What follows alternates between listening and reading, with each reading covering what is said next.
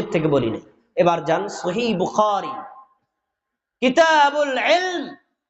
ইমাম বুখারী রাহিমাহুল্লাহ মুসলিম জাহানের দ্বিতীয় খলিফা ওমর ইবনে খাত্তাব রাদিয়াল্লাহু তাআলা আনহুর একটা কথা কোট করেছেন। ওমর ইবনে খাত্তাব রাদিয়াল্লাহু তাআলা আনহু বলেন, তাফাক্কাহু ক্বাবলা আন তুসাওয়াদু। এ মুসলিম জাতি, পৃথিবীব্যাপী যদি নেতৃত্ব দিতে চাও তাহলে আগে নেতা হওয়ার আগে জ্ঞান অর্জন করো। আবারও বলছি, এ মুসলিম জাতি, পৃথিবীব্যাপী যদি নেতৃত্ব দিতে চাও তাহলে নেতা হওয়ার আগে কি অর্জন করো? কথা বলেন, কি অর্জন করো? এটা ইমাম বুখারী রাহিমাহুল্লাহ ইমাম বুখারী রাহিমাহুল্লাহ ওমর ইবনে খাত্তাব রাদিয়াল্লাহু তাআলা আনহুর কথা এখানে উল্লেখ করেছেন। এখন একটা প্রশ্ন থাকতে পারে, তাহলে নেতা হওয়ার পরে আর জ্ঞান অর্জন করা লাগবে না? আমি বাংলাদেশের প্রধানমন্ত্রী, আর জ্ঞান লাগবে না? আমি বাংলাদেশের রাষ্ট্রপতি, আর জ্ঞান লাগবে না? এরকম আছে না? আমাদের ধারণা আছে। আমাদের দেশে বহু রাষ্ট্রপতি, বহু মন্ত্রী অতিবাহিত হয়েছেন, সূরা ফাতিহাও সঠিকভাবে তেলাওয়াত করতে পারেন না। এমন মন্ত্রী পিছনে গেছে না নাই?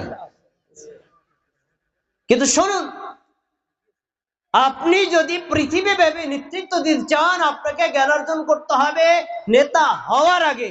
এখন নেতা হওয়ার পরে লাগবে কি লাগবে না, এই কথার প্রশ্নের উত্তর 1450 বছর আগে ইমাম বুখারী রাহিমাহুল্লাহ তিনি বলছেন, ওয়াতাফাক্কাহু বাদা আন তুসাওয়াদু।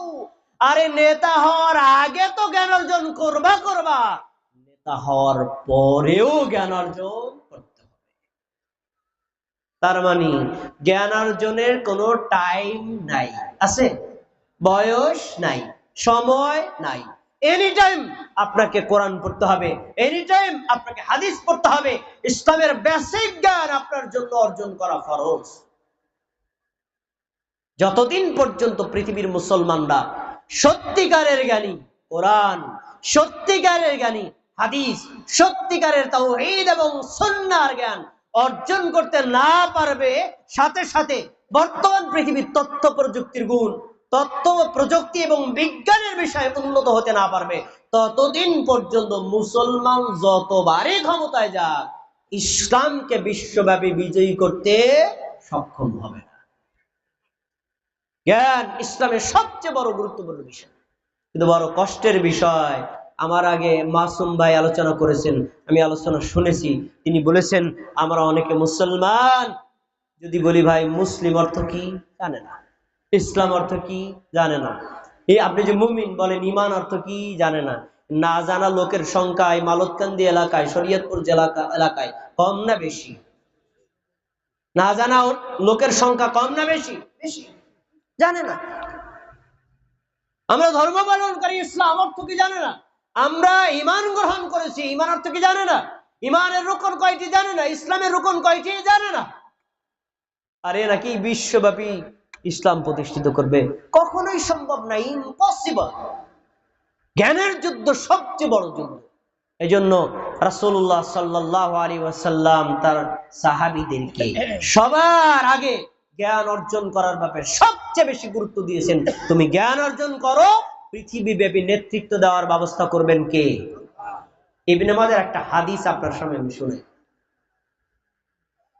আব্দুল্লাহ ইবনে মাসউদ রাদিয়াল্লাহু আনহু তিনি বলছেন,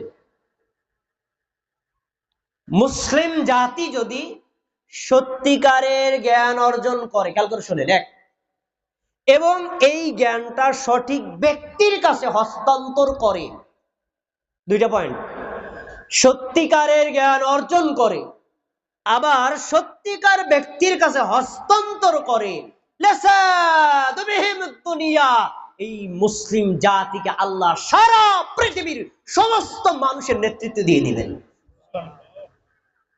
আর যদি মুসলিম জাতি জ্ঞান অর্জন করে, কিন্তু জ্ঞানটা অর্জন করে ক্ষমতার লোভে, আর ক্ষমতাসীনদের কাছে জ্ঞান বিক্রি করে, ওরা কিয়ামত পর্যন্ত কোনোদিন ক্ষমতায় আসতে পারবে না। কথা কি বোঝা গেছে? আমরা যদি সারা পৃথিবীব্যাপী ইসলাম থেকে বিজয়ী দেখতে চাই, বাংলাদেশে ইসলামকে প্রতিষ্ঠিত করতে চাই, আমাদের প্রথম স্টেপ হবে ইসলাম আর ঈমান সম্পর্কে জ্ঞান অর্জন করা। ভাইয়েরা আমার,